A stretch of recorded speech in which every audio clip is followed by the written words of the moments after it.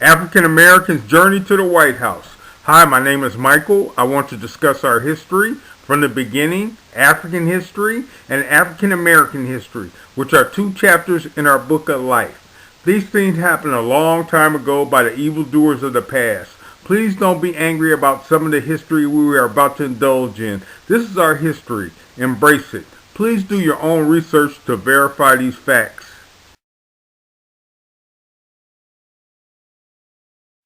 We're going to focus on two areas at this time. In the upper right-hand corner, Egypt and Ethiopia. A gift of heritage. Heritage means who we are as a people and what we're all about. African kings and queens. Means first pharaoh of ancient Egypt, Africa. He ruled from 3100 BC to 38 BC. BC means before Christ. Over 5,000 years ago, Menes was the most powerful man in the world. African kings and queens to follow look like us. They are us. Pharaoh Akhenaten and Queen Nefertiti ruled Egypt from 1379 BC to 1362 BC. He was the only pharaoh to believe in one God, the sun god. He was 1,000 years ahead of his time. Here he is to the right here with his wife, Queen Nefertiti, and children worshiping the sun god. The love of King Solomon's life, the beautiful Mercadia. Queen of Sheba, Ethiopia. She ruled Ethiopia from 960 BC to 930 BC. She heard about King Solomon's great wisdom, and she went to visit him to learn from him. And they fell in love and had a boy child who ruled Ethiopia. Ethiopia and Israel now have a tie that will never be broken. Shaka ruled from 1813 to 1829. Shaka, the king of the Zulus, was one of the fiercest fighters of all time. His tribe of warriors lived in what is now South Africa. Shaka was born in the year 1787. His father was the royal Zulu chief. His mother, Nandi, was one of the chief's wives. Shaka began his rule with violence. He killed his half-brother and took the throne away from him. Then he began to build a huge army that would help him rule. Shaka found the warriors for his army in many parts of Africa. Shaka chose the best warriors from the tribes he conquered. He gave these warriors positions of honor in his army. In this way, Shaka built an army that was loyal to him. People all over South Africa feared the army of Shaka. All his warriors were perfectly trained, strong, and brave. Shaka was a master at planning battles. Shaka used his mind to win battles. He designed a new spear for battle. They called it the killing spear. One by one, Shaka conquered the tribes around him. Shaka's goal was to rule all of Africa. He believed he could do it and that he would be able to fight off even the Europeans. They fought for many years to keep Europeans from moving into their land. Shaka ruled during a very violent time. He was a great organizer and leader. When Shaka was 42 years old, he was killed by one of his half-brothers. Shaka's life ended in the same violent way that he began his rule. Shaka lived by the spear and he died by the spear. This is King Henry of Portugal, the navigator. He was credited with finding Africa in the year 1471. When he found Africa, his dreams were realized when the Portuguese trader discovered the fantasy land of Africa with mountains of gold and ivory that belonged to the Moors of Africa, the land of the black man. This is the Moors' rich kingdom, the land of the blacks. The Moors were friendly people who openly welcomed the Europeans. They had never seen a white man before. They made peace with them and they agreed to trading the goods, which the Moors would trade and get brandy and silk and other goods, while the Europeans would get shiploads of gold and ivory.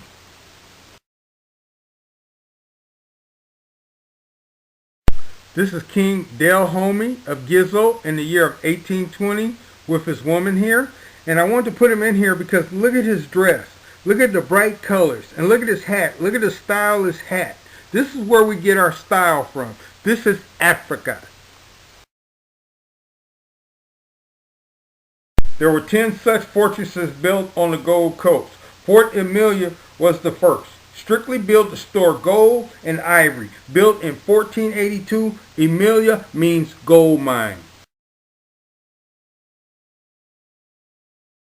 To my right is a map of Africa. Areas highlighted in red represents areas with animals with ivory tusks are located. Highlighted in yellow are areas concentrated with gold. To my left in red is a blown up view of the Ivory Coast, which represents millions of animals being slaughtered for their ivory tusks, and a blown up view of the Gold Coast, which represents a solid island of gold. When Portuguese explorers came on the shores of Africa in 1471, the sand was mixed with gold dust.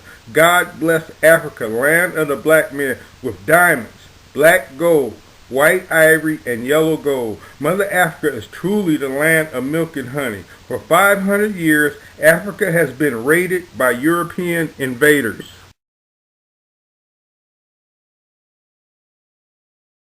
Here Columbus comes to what he called the New World, America, though it was already inhabited by Indians who were there first.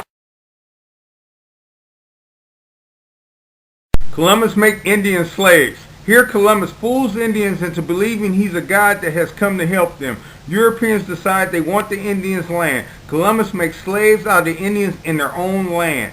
In 1515, priests fight to protect the Indians from harsh treatment. The Indians were breaking down and running away and were not suited for plantation work. Africans were known to be the strongest and most hardest working people in the world. In 1517, African slaves were imported to replace the Indians. In 1619, first Africans were imported to Jamestown, Virginia. Thus the slave trade begins. All of Africa is open. Europeans are looking to steal, kill, and destroy anything they have to do to get slaves to build the new world, America.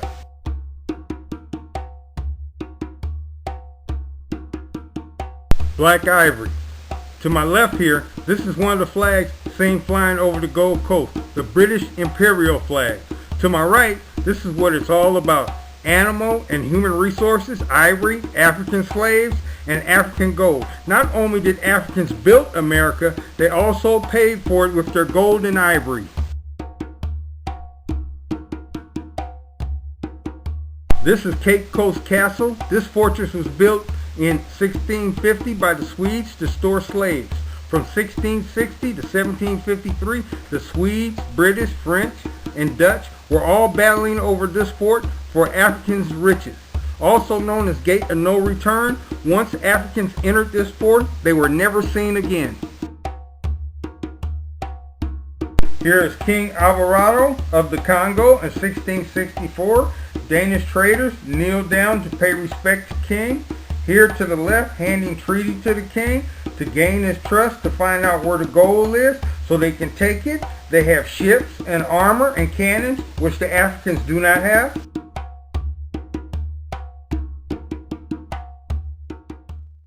Tribal warfare. Africa never had wars as we know them until Europeans came. Europeans would instigate conflicts so they could take the losing tribe as slaves.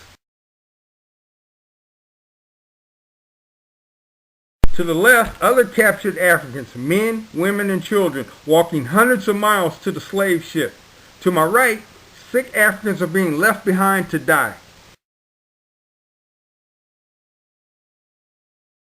Africans crying and praying as loved ones are being taken to slave ship, helpless, nothing they can do.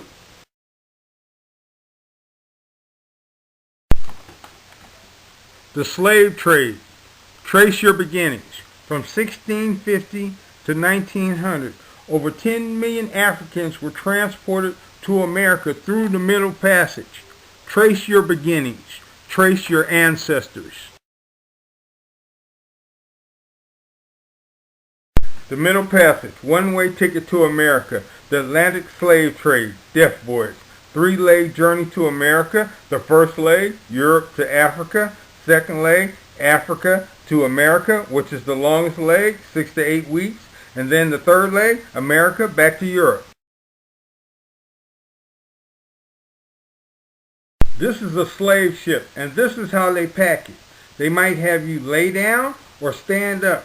Where they put you, that's your spot. It's a 6 to 8 week voyage to America. That's where you sleep. That's where you use the bathroom. It's stinky. It's nasty. It's smelly. People are dying all around you. There's nothing you can do. Cargo being loaded down below. To my right here, Africans are being lowered down below with a hoist. It's cold, it's dark, there's no heat, no blankets, no light, nothing down there but the Africans and the rats.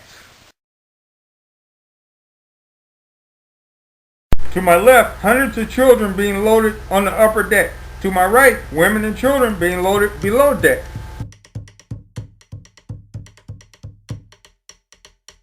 Africans fighting for freedom. As you can see here, somehow they get loose. And they're coming up from the bottom of the ship, as you can see in the picture to the left, with a chain in his hand, and they're fighting for their life. It's on. Africans being checked for sickness. As they make it to the New World, they clean Africans up from long journey to America. They want them to look clean and healthy for the sale at the slave auction. Upon arrival in America, slaves being sold at auction. Now right here to the left, here's a for sale sign. It says, to be sold, a cargo of 94 prime healthy Negroes.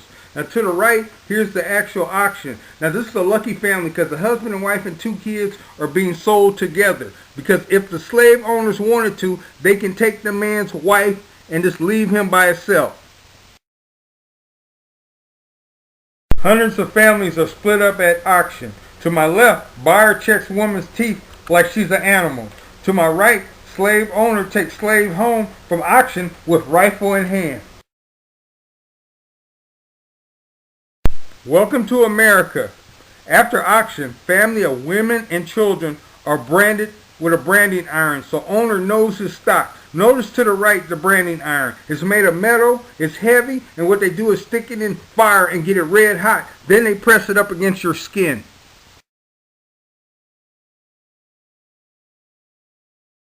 Jacques Elijah Jean Captain, born 1745. Captain holds a curious place in African American history at the time when the Europeans were getting an increased share of the African slave trade. Captain was used as a guinea pig. Europeans wanted to know if an African was capable of understanding the tenets of Christianity and hence had a soul to be saved. Europeans believed slavery would be one method of saving these heathens from hell's fire. As a slave, Captain was bought and sold at the tender age of 8.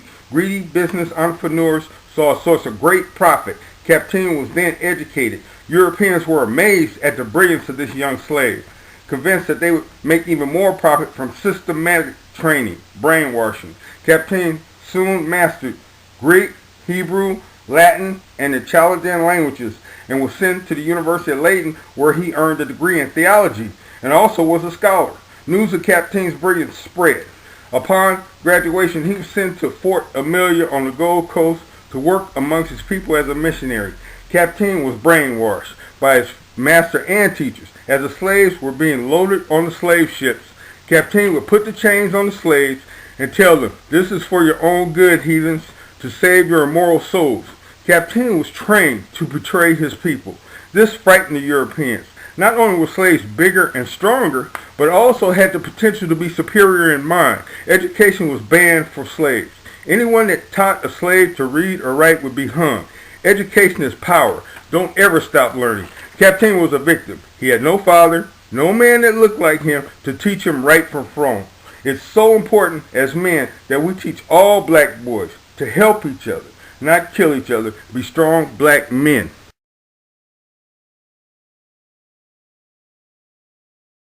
As Africans were brought to the New World, we continued to run away. We wanted our freedom.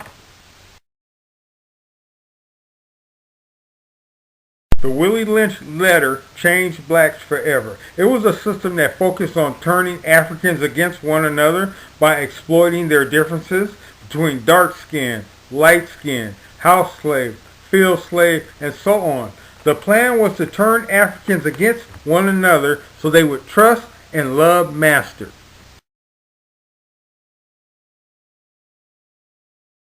Harsh treatment continued to break African spirit. Here to the left, man is beaten with bullwhip, and to the right, man is burnt with hot coals. To my left here, these are 3 free Negroes kidnapped and sold into slavery in America. There's nothing they can do. To my right here, this is Nat Turner, who was a model slave. He was taught to read and write, and he was made an evangelist in church. He read the Bible to fellow slaves, and things didn't make sense to him. The way they were being treated and the way the Bible said they should have been treated like human beings, not like animals.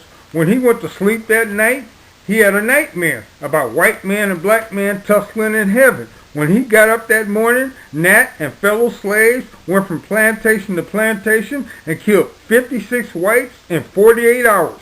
He was on the run for 6 weeks. Here he is to the right, being captured and hung.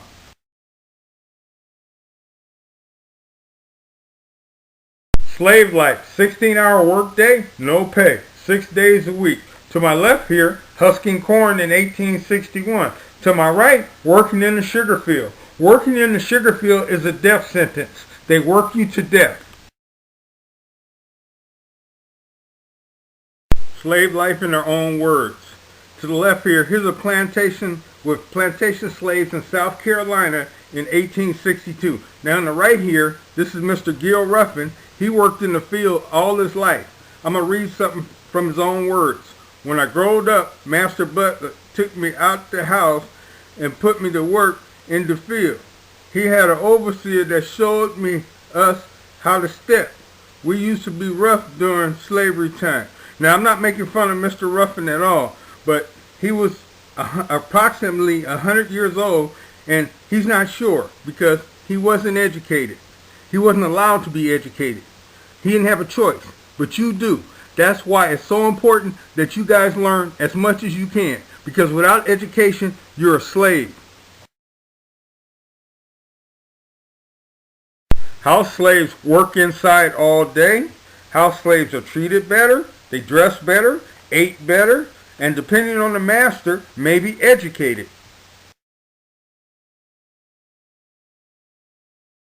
This is a typical slave cabin. 5 to 30 slaves might live here. It's a one-room slave cabin built of logs with a mud chimney, usually containing straw or sticks. The windows were merely holes in the walls with no glass, with swinging doors and shutters that were closed during the winter, and the floors were dirt.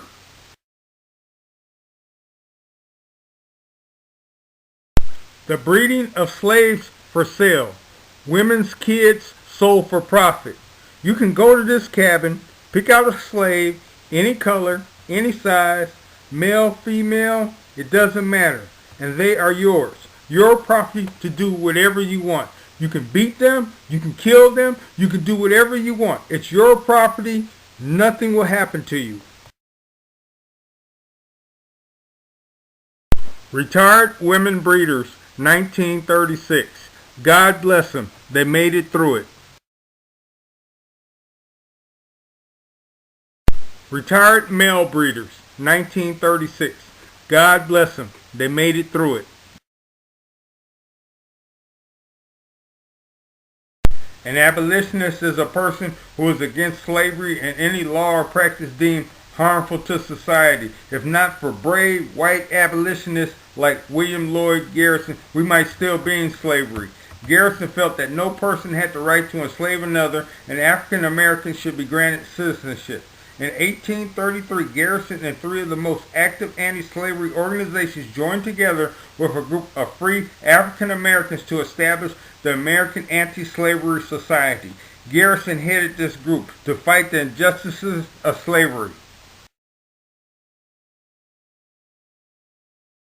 Another famous abolitionist, the great Harriet Tubman, known as Black Moses, for leading her people to the Promised Land. One of many conductors of the famous Underground Railroad, Tubman escaped from slavery in 1849. She made 19 trips, risking her life, going back to the South to guide over 300 slaves to freedom, never losing a single one. Many said she was fearless and carried a gun, and sometimes used it to threaten runaways. If they wanted to go back, Tubman would point her gun at the runaway and say, You'll be free or dead. She would be asked, why did you keep going back? She replied, I wanted to help my people. Harriet Tubman, a true hero for her people. When we came to America, our past and heritage were stolen from us and replaced with lies. As a people, young and old, it's important we learn about our past, where we came from, the truth. The truth will set us free. A person with no past has no future.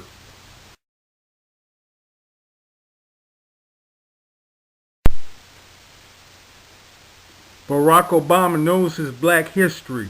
He never gave up. Back where we started from. Don't ever give up. Over 5,000 years ago, a black man named Menes, Pharaoh of Africa, was the most powerful man in the world. And here we are over 5,000 years later. Barack Obama, an African and half European, is the most powerful man in the world. Don't give up. Don't ever give up. Be the best that you can. Work hard. Study hard. Know your history. Study your black history. And above all, make us all proud. Make your ancestors proud. Those ancestors that died so we can live. Thank you.